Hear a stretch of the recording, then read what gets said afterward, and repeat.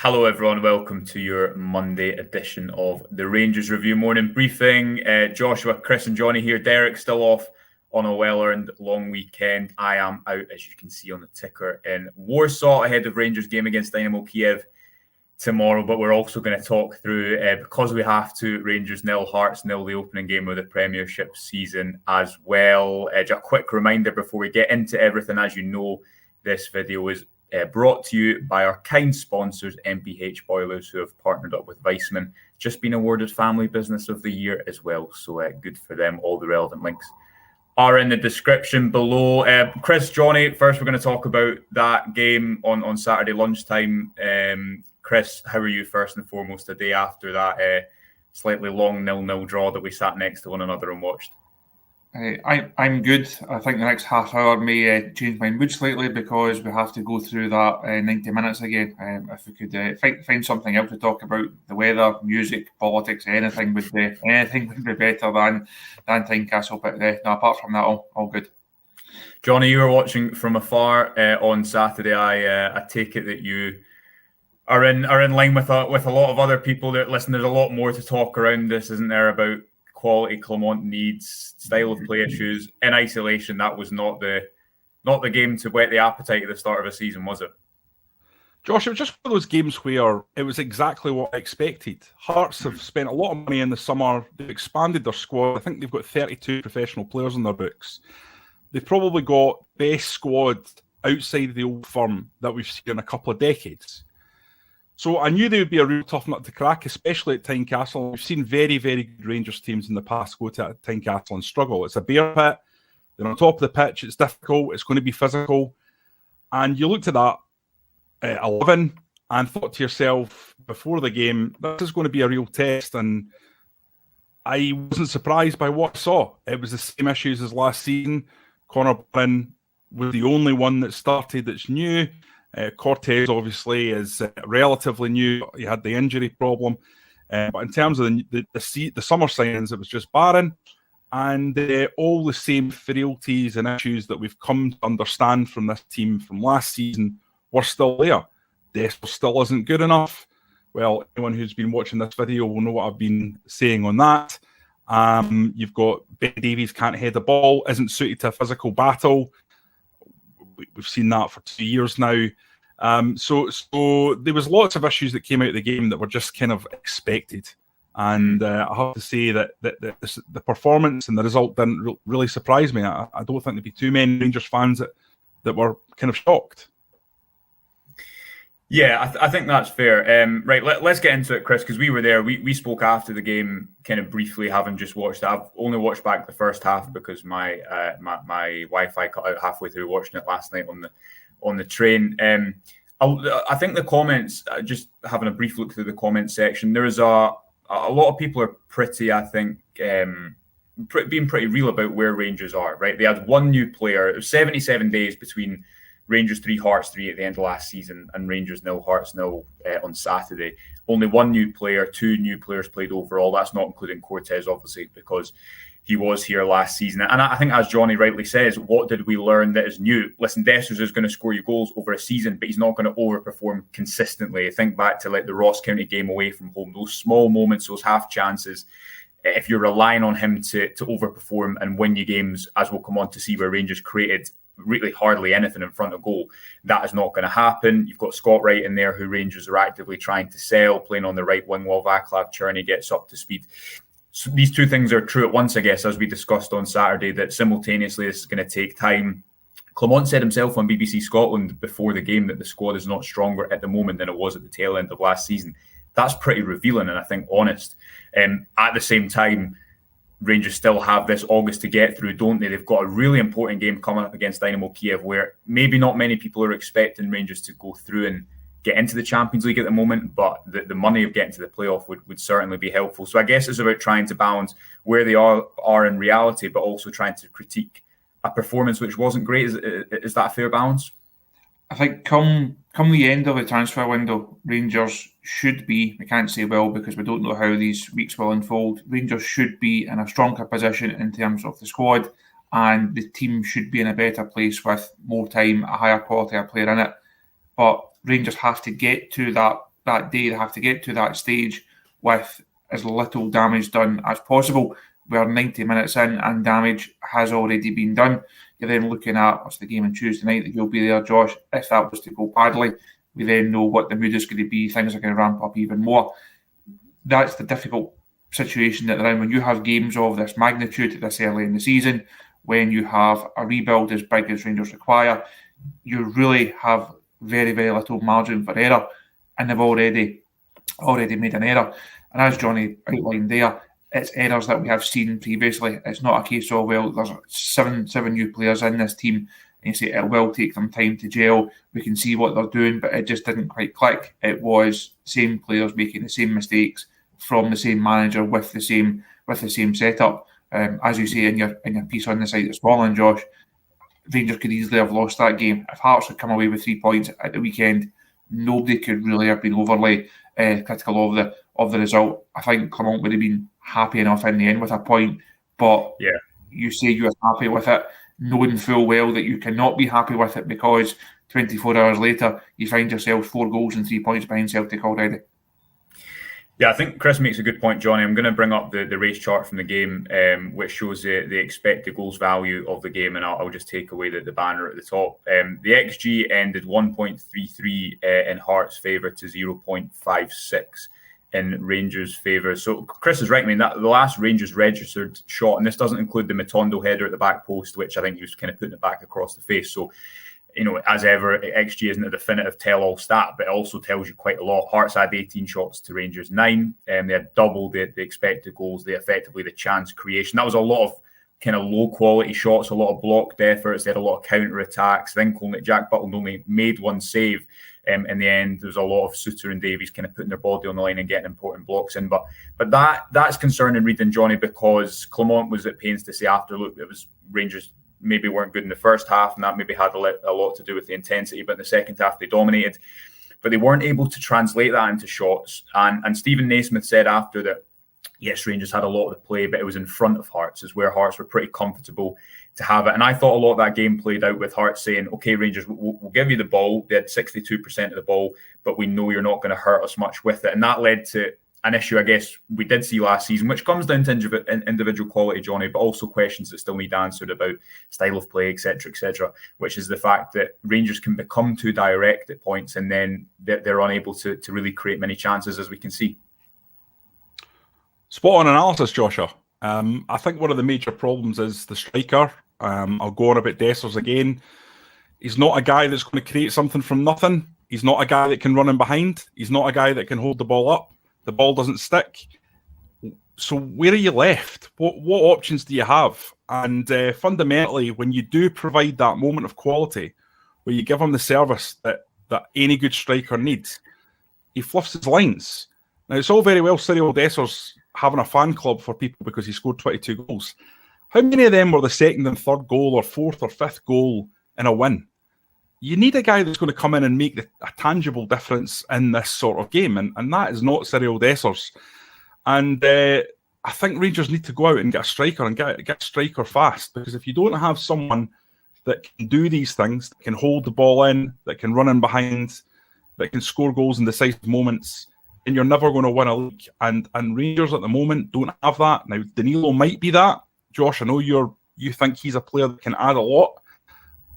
I've not seen much so far based on last season. I'm not sure physically he's going to be up to Scottish football. Time will tell on that one. I don't mean to be doom and gloom about it. I think Rangers need a big, strong, strapping centre forward who can take the hits that come in Scottish football and that can put the ball in the back of the net with a header that we saw Dessers have in that second half where he hit the bar and the post. But that's a chance you have to bury. Simple as that. And for me, so much of Rangers' play breaks down around Dessers, in and around them.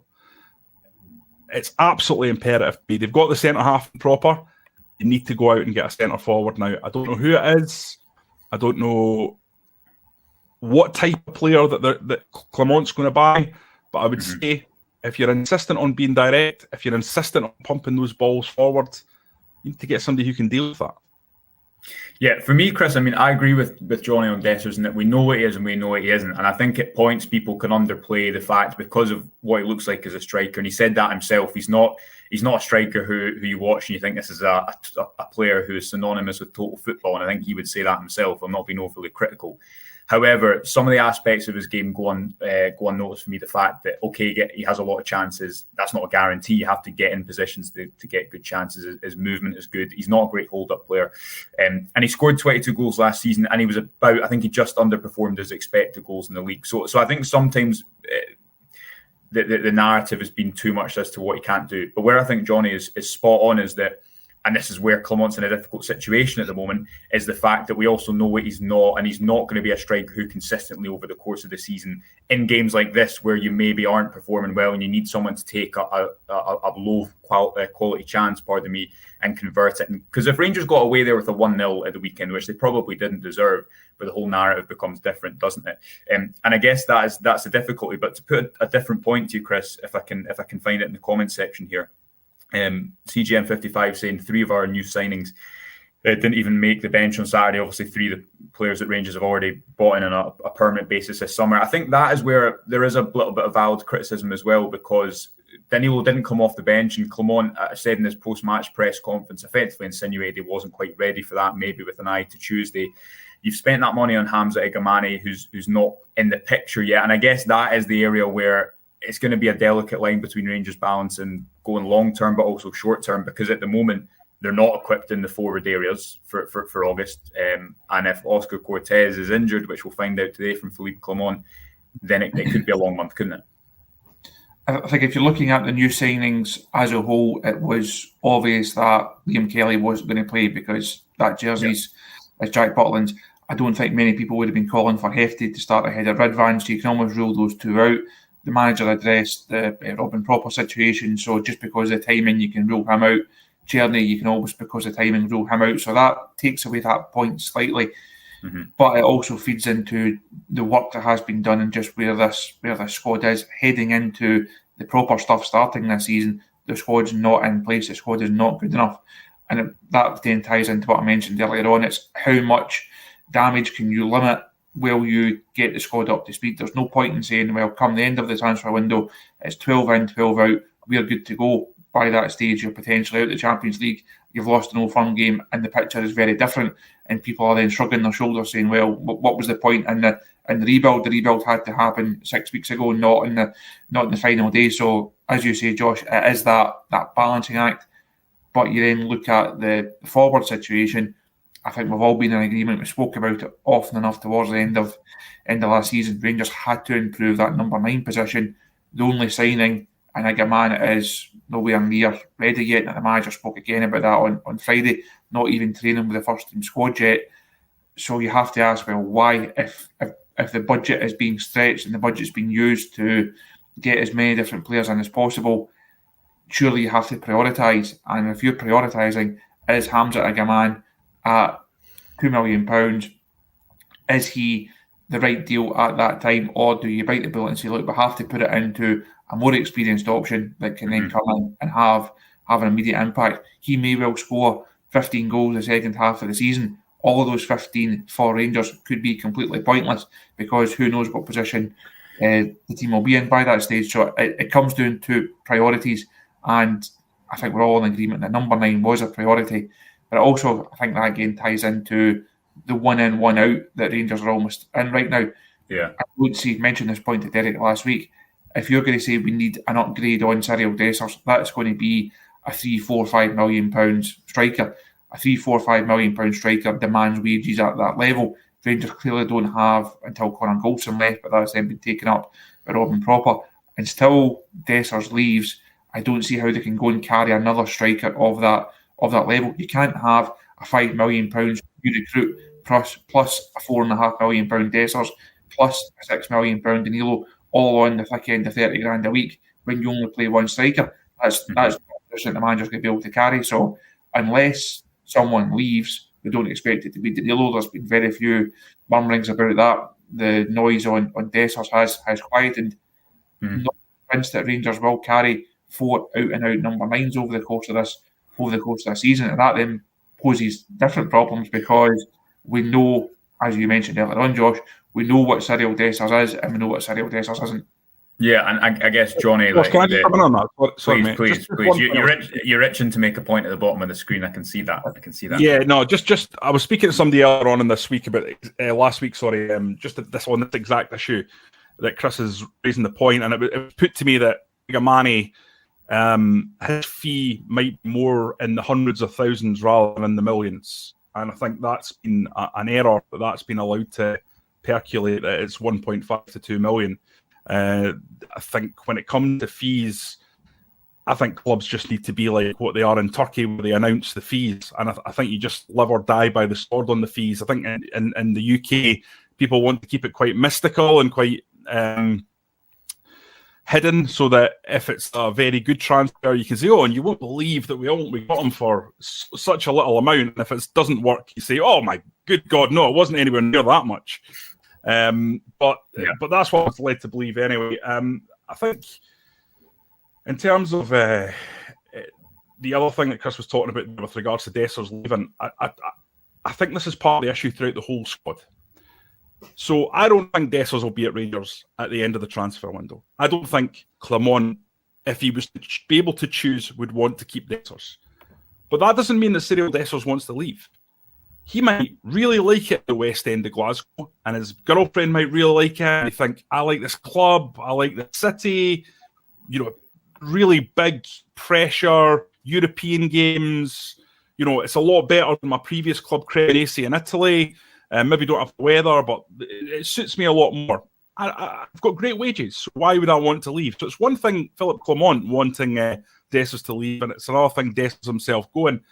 And I think you've got that throughout the squad. These guys there, I think, know that if Rangers were given an offer that was appropriate, they would be having conversations with other clubs. I think they know there's been a situation around James Tavernier. Cyril Dessers is another. Ben Davies is another. And if those guys know that and the transfer window is still open, can you ever really get maximum buy-in? Are you ever going to get a 9 out of 10 performance? A lot of people in the comments are talking about Tavernier. I thought Tavernier was absolutely hopeless. Absolutely hopeless. And people will know, Josh, that I've been one of his best defenders, because I think over the 9 years, he's been a phenomenal servant to the club. But it's very, very difficult to go about your work with a laser-sharp focus when you know that one injury could ruin you and could ruin your chances for a move when the manager doesn't fancy you or the manager wants you out. And I think that's really, really difficult. And Rangers are sort of in their halfway house at the moment where they need these guys, but they don't want them. And how do you square that circle? You can't. You just have to get through it until September 1st. Yeah, agree. I don't know if there's a wee mic issue. Stephen saying, turn off the auto-tune, Jonny. So I don't know if you've got that setting on this morning, but I'll let you work that out while I make. No, you sound better now. What was I going to say? Yeah, the next point. Listen, there's loads to get through, and that will inevitably stay on for longer than half an hour here. Chris, I want to talk about Connor Barron as well.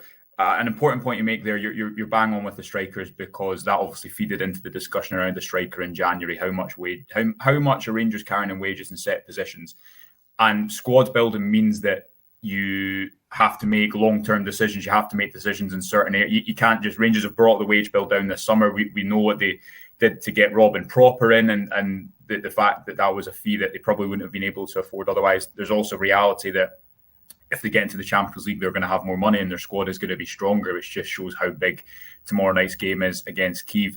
But just, Chris, on the point of, I want to talk about style of play and how much onus we put on Clement at the moment. Can we properly judge him until he gets players in? Is the style of play going to change, etc., etc.? Craig here saying, still think Clement's a man for the job. I think it's more a case of the core players can't learn or don't want to. I don't understand the end of that point, but you know what I know what you're trying to say, Craig. Sorry, that's me. I can't say I'm jet lagged because it's only a 1 hour time difference. But there's a lot of, I guess, comment of that nature, Chris, where it's like, okay, yes, that is not a great spectacle on Saturday. If that game was happening in 3 months, and I think it absolutely would be on Clement. He's been at pains to point out that he keeps mentioning October, November, December, Rangers will be in a better place. How do you square that circle at the moment? Because I think it's fair to say that, yes, you need more quality. You need an out-and-out right winger, individuals. You need defenders who can win duels. If you watch back that game of the weekend, as Jonny says, I think the centre defenders, especially Davies, really struggled in that game. I don't think Tom Lawrence had a good game. But then equally, after a full pre-season, should you not expect to see more on the ball? Do you know what I mean? So how do you... I've not got an answer for it, so I'll throw it over to you. I think that phrase, seeing more on the ball, I think that sums it up. And we touched on this post-match, and it's fine. I don't mind the team being direct in terms of trying to play the ball down the channels or trying to get over the top, but not every single time. Now, Clement spoke about the team being dominant in the second half. If you look at possession, yes. You look at chances and goal-scoring chances, proper goal-scoring chances, and the answer is no. Possession, when you're knocking it about your back four, that's possession for possession's sake. When you then don't build on that and you don't have a discernible style of getting into the midfield and then seeing what you're trying to do from there, for me, that I'm expecting a lot more from Rangers, not just at this stage of the season. I think that it tailed off a wee bit towards the end of the season. Rangers did become too direct, I think, and that's not me demanding that we play silky samba soccer all the time. I've never been one for that. I don't buy into this theory that every team has to go and play like Pep Guardiola's finest. I'm not really interested in the style of play as such to make it easy on the eye. I want to see a winning Rangers side, not a side that knocks it about and can play lovely triangles. But my fear is that the approach that the manager has at present, that's not going to be conducive to winning games. It's not the fact that I want to sit here and be entertained every week. I want to see Rangers win games. And that's the fear that I've got. Is this set up with these players? Is that going to win enough games to ultimately win Rangers cups, to win Rangers titles, to do well in Europe? I think that's the question that the manager has to answer. Perhaps he gets a bit of a buy right now because he can still say it's not my team, these are not my players, we're still building. But when you then get to those months that you mentioned, if it's still not there, if it is still being direct for direct's sake, if there's still not a style about it, and we spoke about Steven Gerrard's style, the last Rangers side to win a title, there was a clear way of playing. You knew going into every game, you looked at the team sheet, you knew who was going to do what job. Right now, you know who's going to do those jobs for Rangers, but you've got no real faith that they're going to do them at a high enough level. A higher quality player will help, but it's whether it's going to help enough to ultimately be enough for Rangers over the course of the campaign.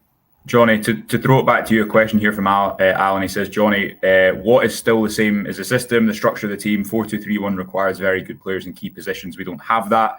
If we continue to play that system, we'll find it very tough against good teams. Here's my brief tuppence worth, Jonny, on the style of play before I'll throw it over to you. I think Alan's point there is spot on, especially off the ball, because the way Clement wants to play, which is a lot more about man for man, if you lose your duels, you remember, I mean, Vargas won a lot of duels against Davies, it felt like at the weekend, but there was one about halfway through the first half. Rangers actually had 3 players back and they were trying to retain pressure on the Hearts box, but Davies lost a duel by the touchline against Vargas, and suddenly the ball's in the near the Rangers box, and it was very end to end, as Chris and I spoke about after the game at the weekend. Rangers don't seem to have that kind of ability to dominate territory in the same way that you would be quite synonymous with a Gerrard team. So I think you need players like Robin Proper, able to defend high up the pitch, the right intensity. On the ball, Rangers do have a style. They clearly, every manager has a style of what they're trying to do. I think you can question the validity of it, the success of it. I'd like to see, for example, I know Cortes didn't have a great game of the weekend, but I'd like to see with a natural left winger and a natural right winger how that helps the dynamics of a Clement team. But I think absolutely there seems to be this balance between he wants them to attack directly and quickly, but again, there was quite a few occasions on the game on Saturday where Rangers had a number of players behind the ball and suddenly they're trying to speed up the play. And there's actually a bit of a miscommunication with some players saying, slow it down, let's keep the ball. And others saying, well, there's space, as you're saying, Chris, we should play into it. What do you think about the style so far, Jonny? Because obviously when Clement first came in, he got the results.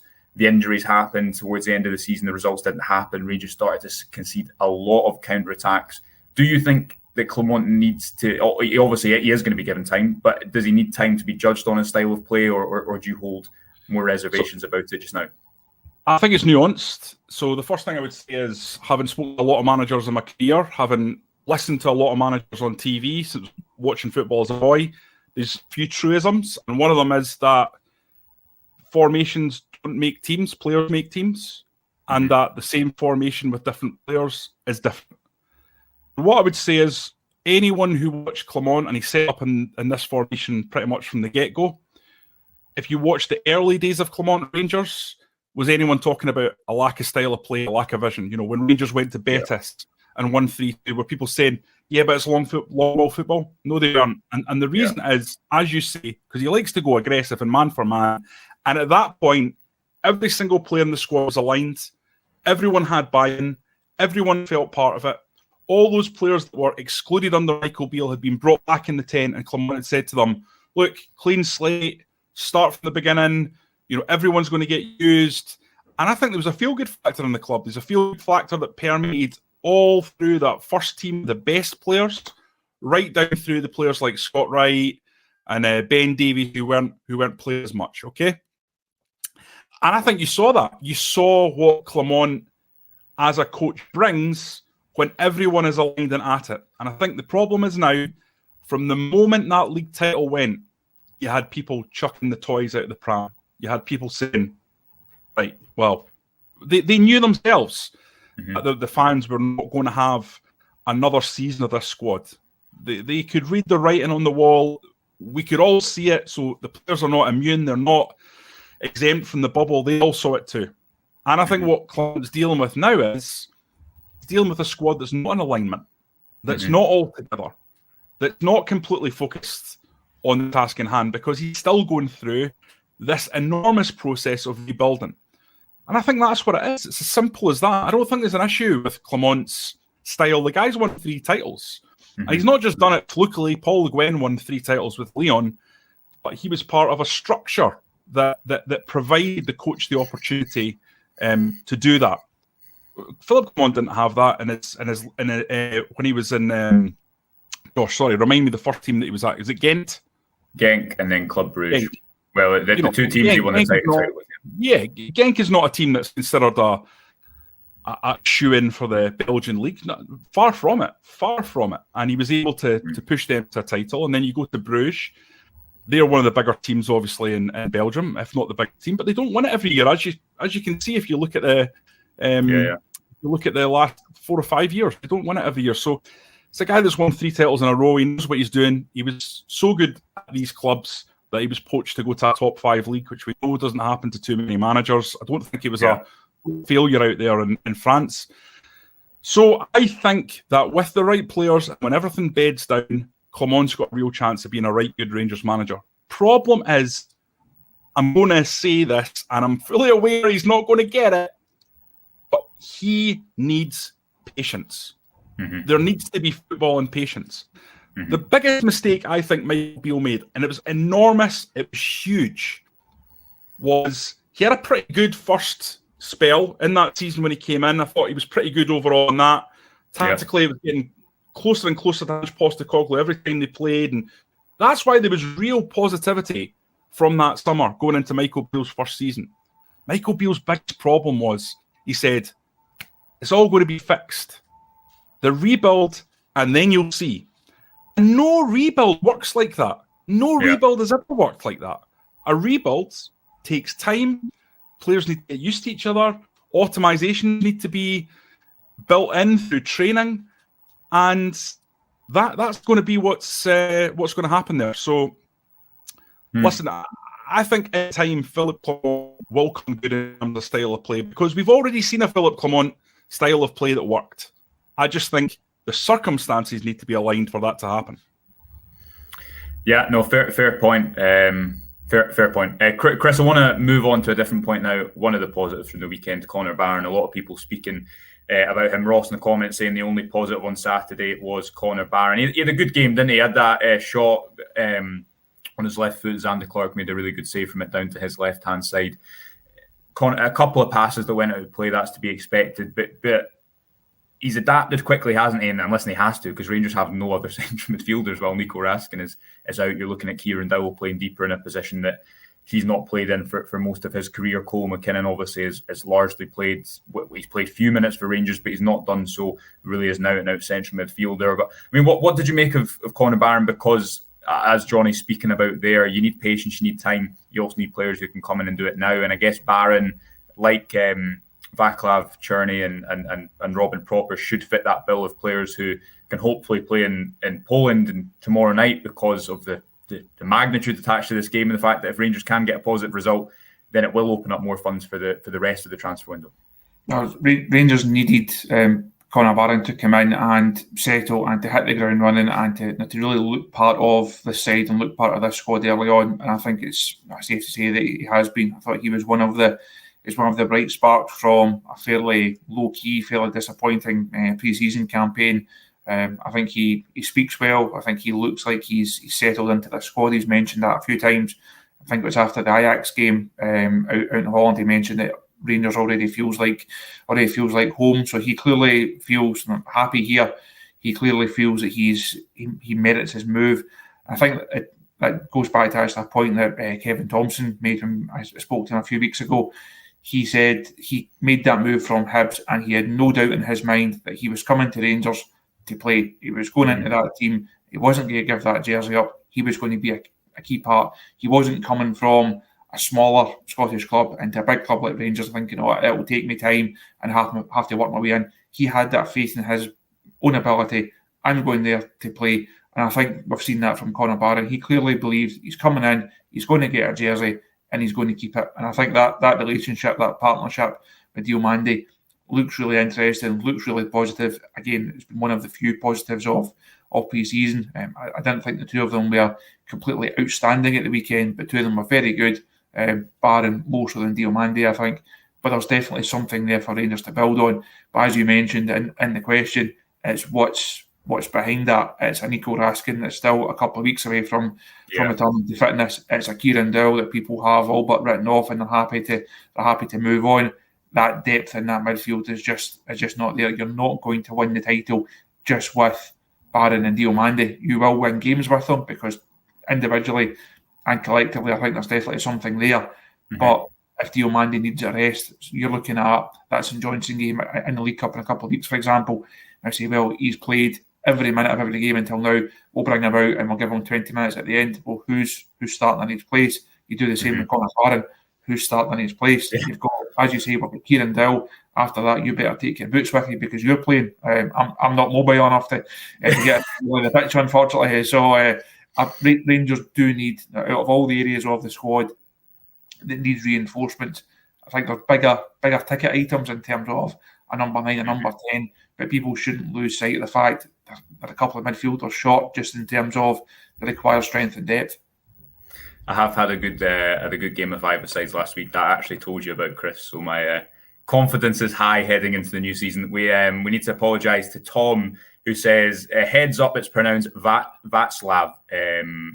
My Czech girlfriend is going to stick the boot through the TV if she keeps hearing it mispronounced. My apologies, it was bad pronunciation because I believe Václav actually brought that up at the press conference himself. So sorry to Tom's girlfriend. Hopefully you can keep watching for a few more minutes. Johnny, I want to raise this point just as we kind of come to a close that really touches upon the fact that, look, devil's advocate, if you put Sterling, Proper, Balogun in there, Barron, I think what really stands out about him is he's an athlete. He's someone who can get about the pitch a lot. He can win those duels. He's not someone who you look at and you think he's not going to be able to dominate that space. And if you put a few more fully fit players in there, it does start to look better. Looking ahead to the game tomorrow, is there a possibility that Clement has looked at these two games and thought, and he kind of referenced this, I think, last week. He said that he's going to have to rotate because players aren't going to be ready to play two games in such quick succession. Do you think he's, playing some cards close to his chest in regards to not playing Proper yet, in regards to keeping Černý on the bench? Because this is going to be a really difficult game against Dynamo Kiev. We're going to have full coverage in the press conference, a little bit more content on Dynamo Kiev tomorrow. I don't know too much about them yet. I'm planning on trying to find out a bit more today. 9 goals in a Champions League qualifier at any stage probably suggests that it's going to be a difficult game for Rangers, doesn't it? Yeah, like you, Josh, I can't sit here and pretend I'm an expert on Dynamo Kiev, but I've watched the goals from the previous round and they look impressive. They look like they have attacking teeth. So it's a really, really difficult one. It's a horrible tie to get. And There's 5 million reasons why Rangers want to get through this tie. And that's an absolute core point, is that if they do get through it, regardless what happens in the next round, which is always really difficult because you're not in the champions thread. You potentially go up against a very good side indeed, as Rangers saw last season when they got PSV. You are guaranteed £5 million regardless if you go through to that next playoff round. So that would be huge, let's be honest, because you get that and you go into the Europa League as well. So you really, really do, from a club point of view, and the chairman and the board will be looking at that, desperately hoping Philippe Clement can pull something off against Kiev, and that they're maybe not as good as the last game suggests. Interestingly, obviously, Kiev not in their home stadium and Rangers not in their home stadium can't have happened too many times that both teams in a European tie are away from their home stadium. So I don't know how much of an impact it'll have on the game. Time will tell, but there's no doubt, Josh, it's a very important one. From a European point of view, generally, I honestly think, apart from this game, Europe this year is totally relevant other than financially to Rangers. There's not going to be an issue when Rangers are to lose games in the Europa League or the Champions League. I don't think. Really, the fans need and are craving domestic success. I think everyone at the club can say that Rangers can hold their head high on the basis of their European performances over the last few years.